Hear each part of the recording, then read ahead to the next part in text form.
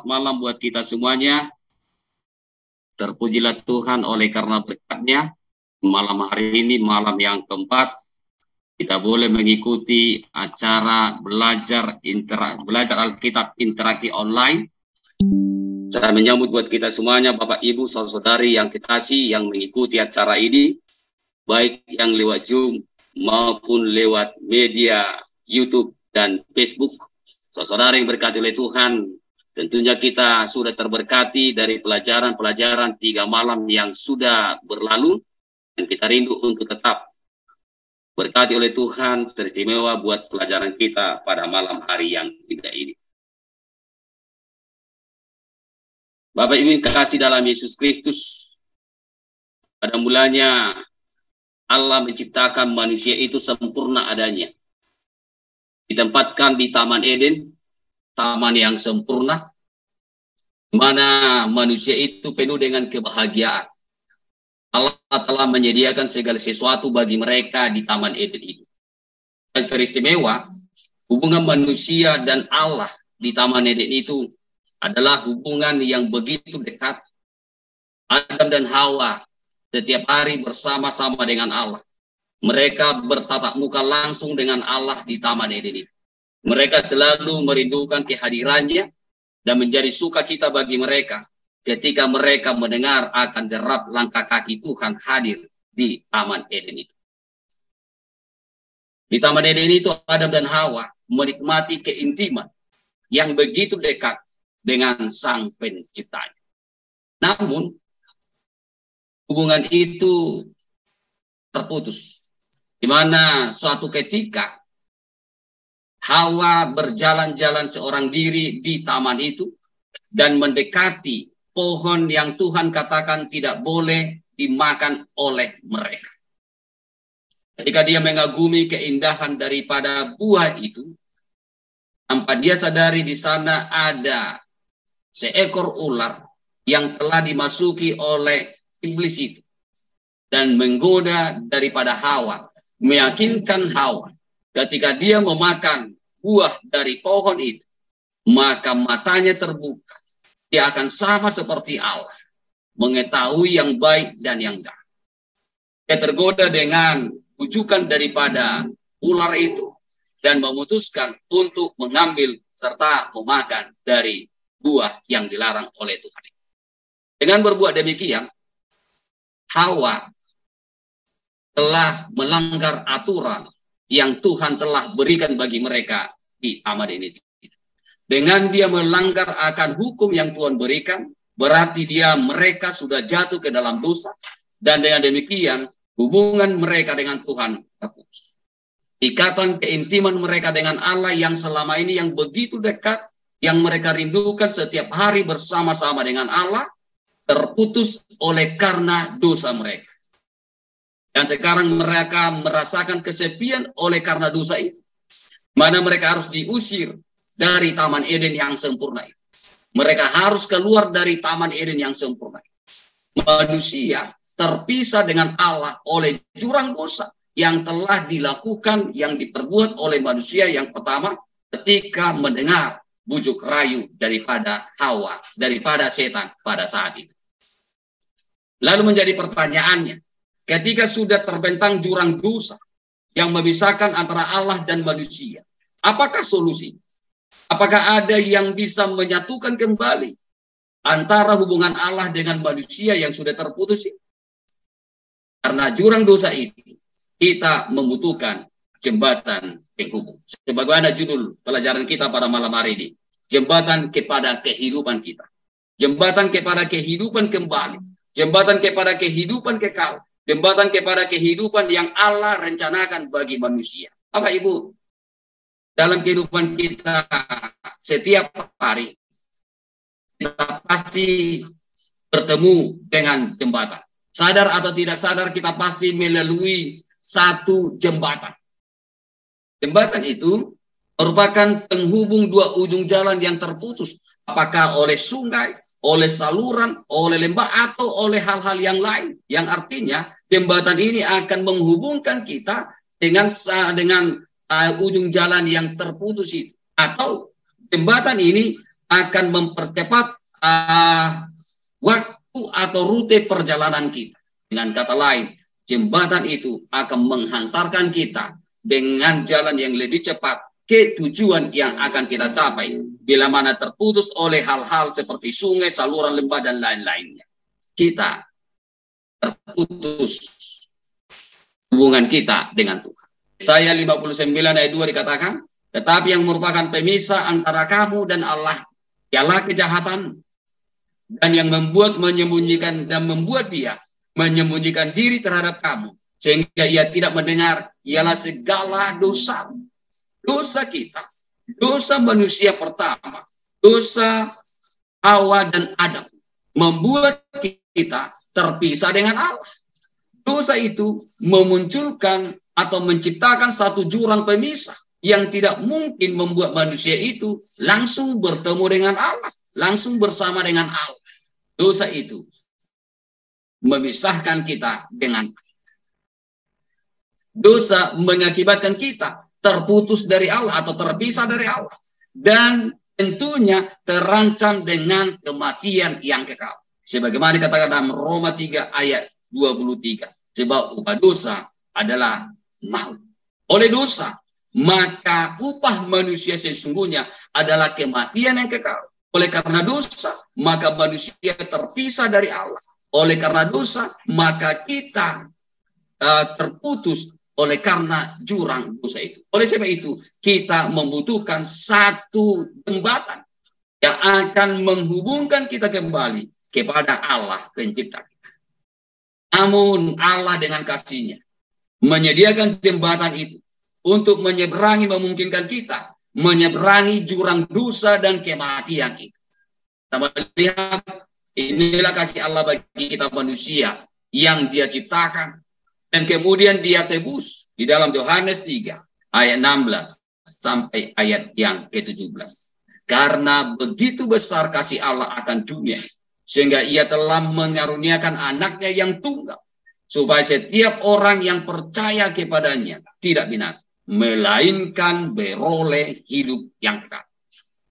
Sebab Allah mengutus anaknya ke dalam dunia, bukan untuk menghakimi dunia, melainkan untuk menyelamatkan oleh Dia. Kasih Allah yang begitu besar akan dunia ini. Kasih Allah yang begitu besar kepada saudara dan saya. Kasih Allah yang tak terukur. Dia telah nyatakan dengan mengaruniakan anaknya yang tunggal. Menjadi jembatan penghubung kita. Antara kita dengan Allah pencipta. Dia telah menyediakan jalan itu. Dia telah mengaruniakan anaknya itu. Datang ke dunia ini. Supaya setiap orang yang percaya kepadanya akan beroleh hidup yang kekal. Allah telah memberikan anaknya. Yesus telah memberikan hidupnya sebagai korban atas dosa, membayar hukuman itu olehnya sendiri.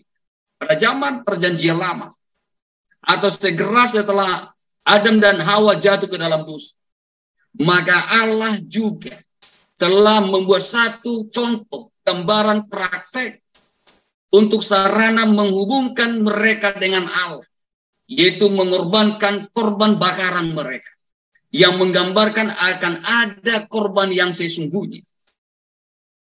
Pada zaman bangsa Israel, pada pagi dan petang, mereka harus mempersembahkan korban bakaran mereka, yang menggambarkan akan ada anak domba Allah yang sesungguhnya. Ia akan mati sebagai korban untuk penebusan dosa manusia, sebagai korban untuk mendamaikan hubungan Allah dengan manusia, sebagai gambaran jembatan penghubung antara Allah dan manusia. Allah dalam kasih-Nya telah mengaruniakan anaknya yang tunggal bagi kita semuanya untuk membayar hukuman mati itu yang seharusnya menjadi bagian kita, telah Dia jalani supaya kita beroleh kehidupan yang kekal. Hidupnya, kematiannya, dan kebangkitannya memungkinkan untuk mengampuni dan memungkinkan untuk menyelamatkan saudara dan saya, orang-orang berdosa. Jembatan tubuh Kristus yang remuk dan berdarah itu membawa kita kembali dari perangkap dosa. Allah dalam kasih-Nya telah menyediakan jembatan keselamatan bagi kita. Allah dalam kasih-Nya melalui anaknya Yesus Kristus telah menjembatani hubungan kita dengan Allah Bapa kita. Allah pencipta kita. Telah memungkinkan kita untuk kembali bersama dengan Tuhan. Kasih menjembatani jurang itu. Sehingga menyanggupkan semua orang yang percaya kepada Kristus sebagai juru selamat dan Tuhan untuk berjalan masuk ke dalam hidup yang kekal.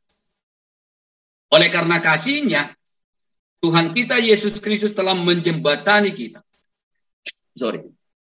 Menyanggupkan kita, orang-orang yang percaya itu, untuk masuk ke dalam hidup yang kekal. Dia yang telah janjikan itu.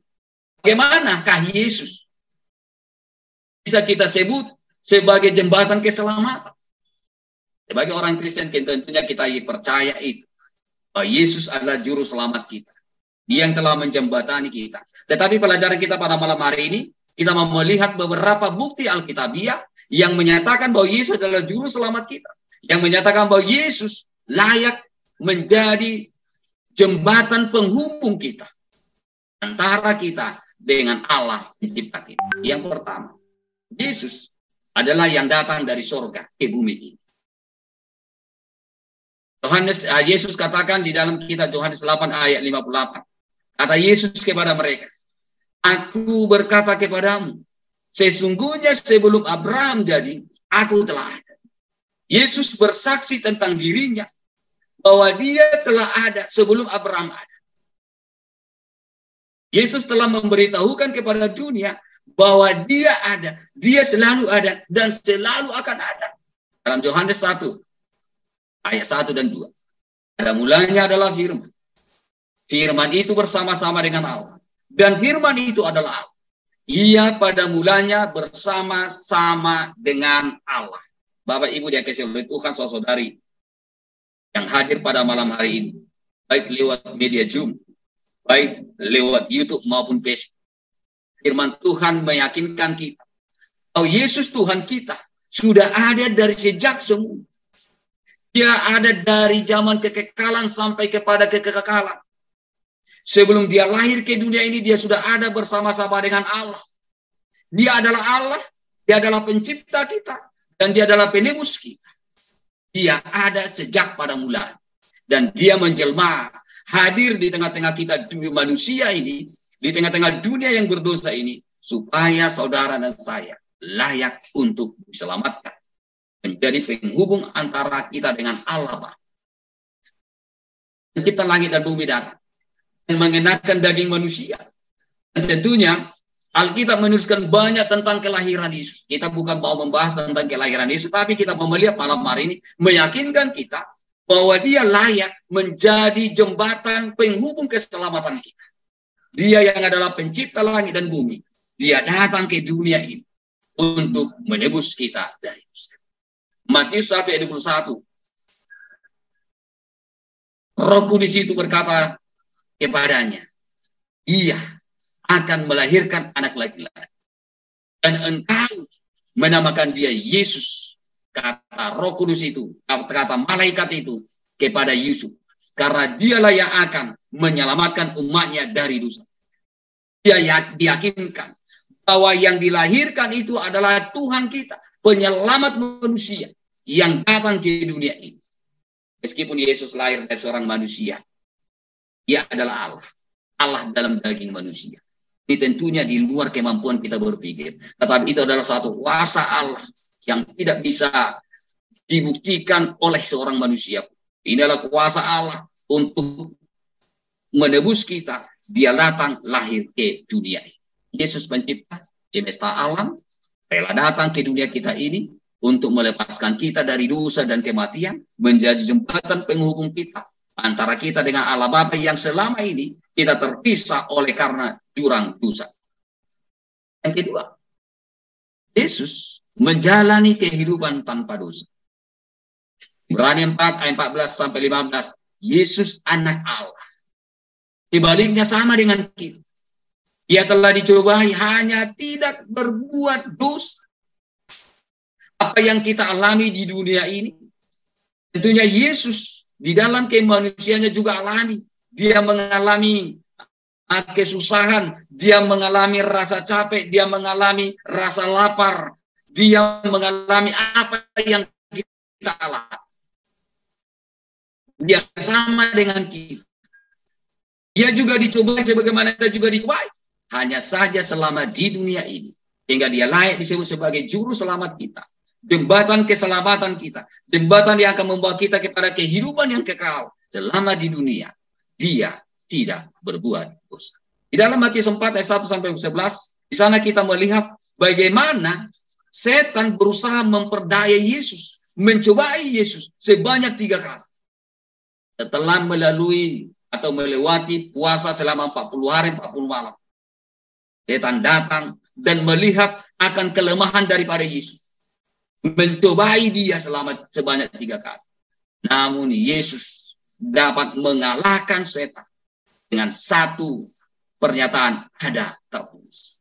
Yesus selama di dunia, di dalam kehidupannya, hidup tanpa dosa.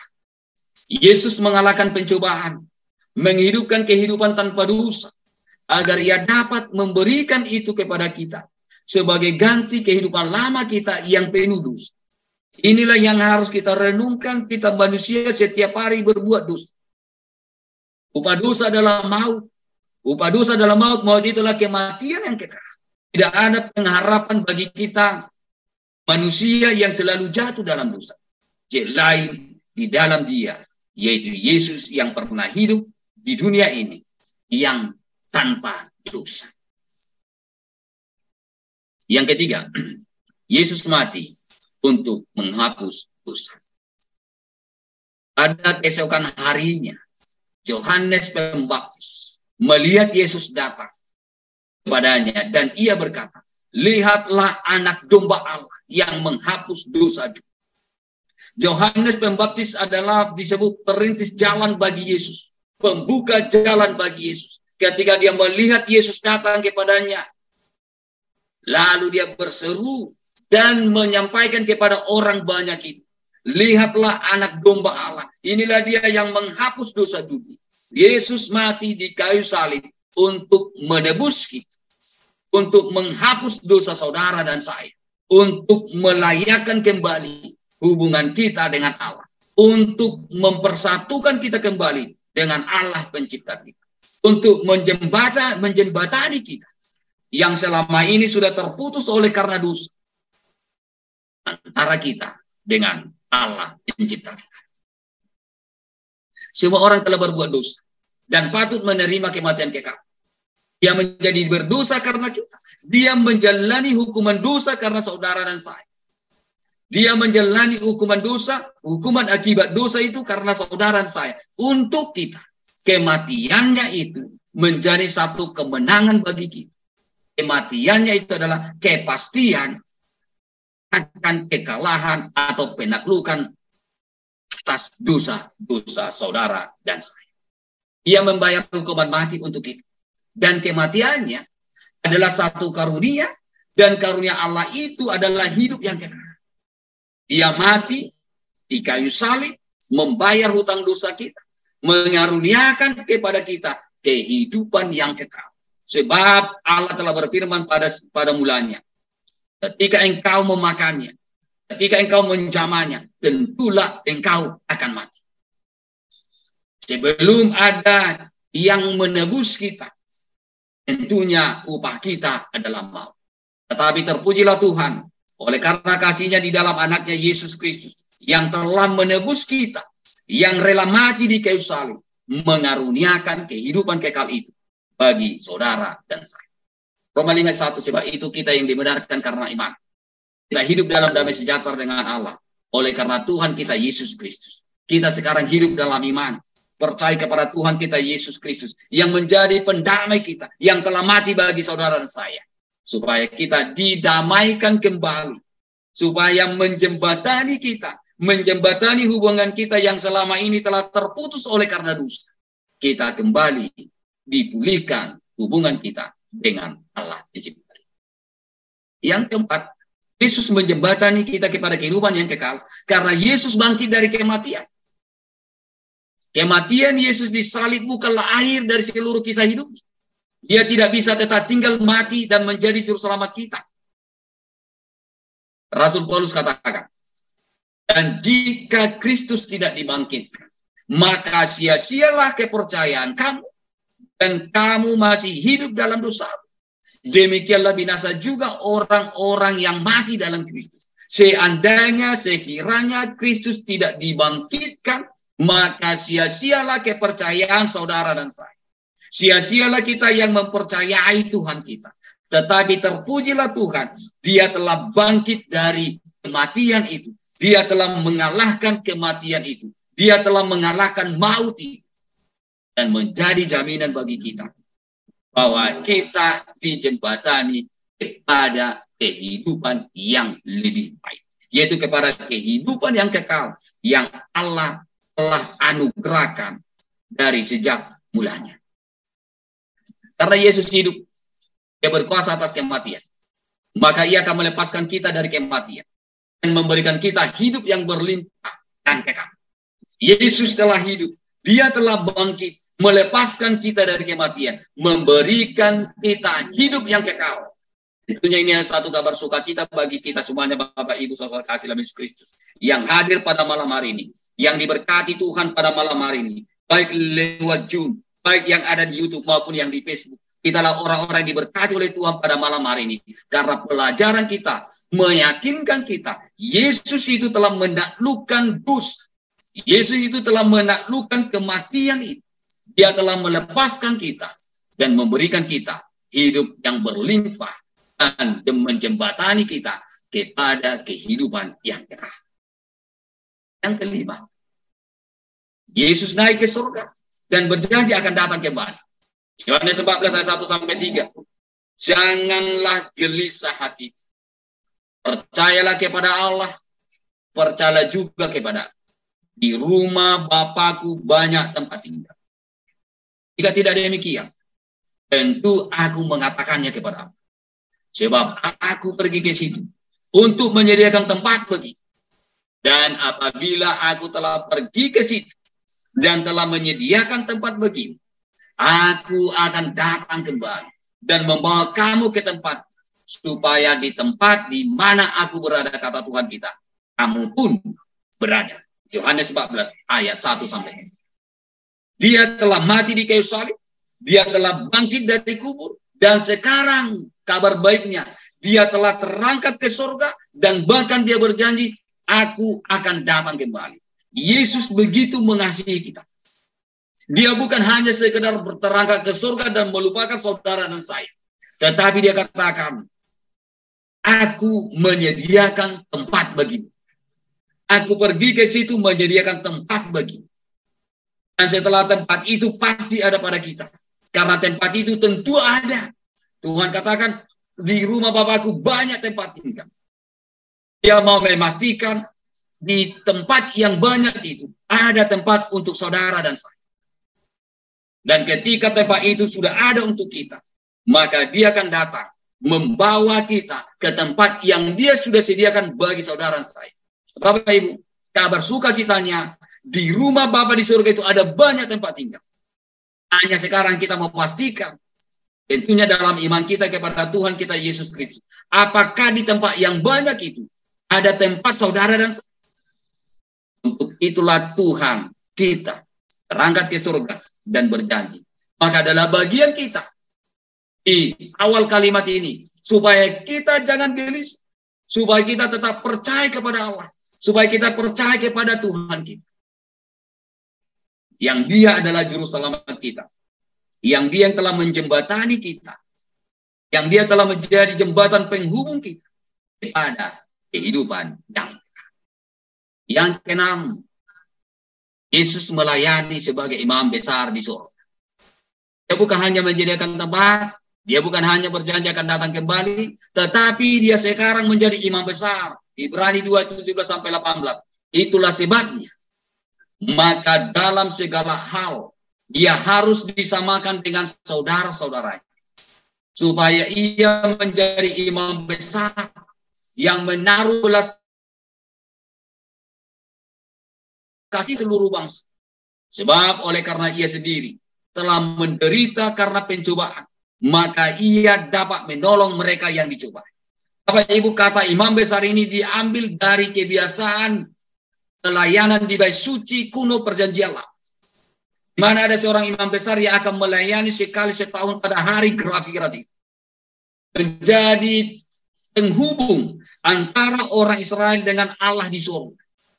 Dia akan membawa semua doa-doa orang Israel. Dia akan menghadapkan semua dosa-dosa orang Israel. Dia akan memohon pendamaian. Dia akan memohon pengampunan dari Bapa di surga pada hari itu. Dia akan selalu bermohon dan bermohon atas nama bangsa Israel. Tuhan kita Yesus Kristus menjadi imam besar kita. Dia akan menjadi perantara kita. Dia akan bermohon untuk pengampunan atas segala dosa kita. Supaya kita layak, setiap orang yang percaya kepadanya, layak untuk dinamaikan. Layak untuk diselamatkan. Layak untuk dibawa ke dalam kerajaan surga ini. Yesus sebagai imam besar kita. Dia adalah pembela kita. Memang kita adalah orang-orang berdosa. Tapi ketika nama kita dihadapkan, maka dia akan membela kita. Betul, mereka adalah orang berdosa. Tetapi ini umat-umatku yang sudah percaya, yang sudah meninggalkan dosanya, yang selalu berjalan menurut akan firman Tuhan. Dia akan membela kita. Dan dia akan tetap membela kita sepanjang kehidupan kita. Dia akan menjadi perantara kita, mengantarai kita dengan Allah Bapa di surga. Kita adalah orang berdosa, yang tentunya bagian kita menurut hukum Allah adalah kematian kekal. Tetapi Tuhan sebagai kasih dalam melalui kasihnya sebagai imam besar akan mengantarai kita, memastikan, memediasi kita supaya kita boleh diterima kembali sebagai anak Allah. Supaya kita boleh diterima kembali sebagai bagian keluarga Allah. Sehingga kehidupan itu, kehidupan yang kekal itu akan layak diberikan kepada kita karena Yesus telah menjembatani kita untuk itu. Yesus adalah jembatan keselamatan kita. Tidak ada jalan lain di dunia ini. Ya, tidak ada jalan lain di dunia ini. Dia adalah satu-satunya jembatan keselamatan kita. Kisah para Rasul 4 ayat 12 katakan, dan keselamatan tidak ada di dalam siapapun selain di dalam Dia. Sebab di bawah kolong langit ini tidak ada nama lain yang diberikan kepada manusia yang olehnya kita diselamatkan. Inilah kabar sukacita bagi kita Bapak Ibu, Saudara kasih Yesus Kristus yang hadir pada malam hari ini lewat Zoom, YouTube maupun Facebook. Kepada kita diyakinkan bahwa Yesus adalah satu-satunya keselamatan kita. Yesus adalah satu-satunya jembatan keselamatan kita. Tidak ada nama lain di bawah kolong langit ini yang diberikan kepada manusia keselamatan selain di dalam nama Dia, yaitu dalam nama Tuhan kita Yesus Kristus. Yohanes 14 ayat 6, Yesus katakan, Akulah jalan dan kebenaran dan tidak ada seorang pun yang datang kepada Bapa kalau tidak melalui Aku. Hanya ada satu jalan keselamatan. Hanya ada satu jembatan penghubung itu, yaitu Yesus Kristus Tuhan kita, yang telah datang ke dunia ini, yang telah mati di kayu salib, yang telah bangkit dari kubur, dan yang janji Dia akan datang kembali, dan Dia yang menjadi imam besar kita. Tidak ada seorang pun yang datang kepada Bapa kalau tidak melalui Dia, yaitu Tuhan kita Yesus Kristus. Bapak Ibu kasihlah Yesus Kristus. Oleh dosa kita terpisah dengan Allah, dan kematian merupakan bagian kita. Oleh dosa hubungan kita telah terpisah dengan Allah. Kita tidak boleh bersama dengan Allah lagi. Tetapi Allah dalam kasih-Nya melalui anaknya Yesus Kristus datang menjembatani kehidupan kita. Datang untuk melewati akan jurang dosa itu supaya kita memperoleh keselamatan, supaya kita memperoleh hidup yang memuaskan bersama Tuhan kita. Allah memanggil kita pada malam hari ini supaya kita datang kepada Dia sebesar apapun dosa kita. Ketika kita datang kepada Dia, Dia akan mengampuni kita. Dia akan menerima kita menjadi anak-anaknya. Dan Dia akan menjadikan kita menjadi bagian dari keluarga Allah. Dan Dia menjadi jembatan penghubung kita. Hanya ada satu jalan, yaitu hanya di dalam nama Tuhan kita, Yesus Kristus. Mari kita berdoa. Bapa di sorga, terima kasih firman-Mu sudah menjadi bagian kami pada malam hari. Engkau telah memberkati kami. Engkau Allah yang sudah menebus kami dari dosa. Engkau melalui kasih-Mu, melalui anak-Mu Yesus Kristus, yang telah menjembatani hubungan yang terputus oleh karena dosa. Malam hari ini kami diyakinkan, hanyalah melalui anak-Mu Yesus Kristus, menjadi satu-satunya jalan keselamatan, juru selamat bagi kami. Kami manusia yang penuh dengan dosa, yang selalu jatuh ke dalam dosa. Biar penuhi kami dengan Roh Kudus, sehingga kami setiap hari diingatkan dan dibangkitkan untuk lebih dekat kepada Tuhan. Berkati saudara kami yang hadir pada malam hari ini, baik yang ada lewat media Zoom, baik yang ada hadir lewat YouTube, baik yang hadir lewat Facebook, dimanapun mereka berada saat ini, Tuhan yang bersama dengan mereka, yang memiliki pergumulan hidupnya Tuhan, biar Engkau bersama dengan mereka. Ketika mereka berseru kepada Tuhan, biar Bapa dalam kasih Engkau mendengar mereka, menjawab mereka, memulihkan mereka, sehingga kami bersama-sama bersuka cita atas segala kasih Tuhan, pertolongan Tuhan dalam hidup kami. Besok malam kami akan kembali bertemu untuk acara BAIO ini. Biarlah Tuhan berkati kami, sehingga besok dengan sukacita boleh kembali berkumpul lewat media Zoom yang telah kami miliki saat ini. Terima kasih Tuhan atas segala kasih-Mu, ampuni dosa kami. Di dalam nama anak-Mu Yesus Kristus kami berdoa. Amin.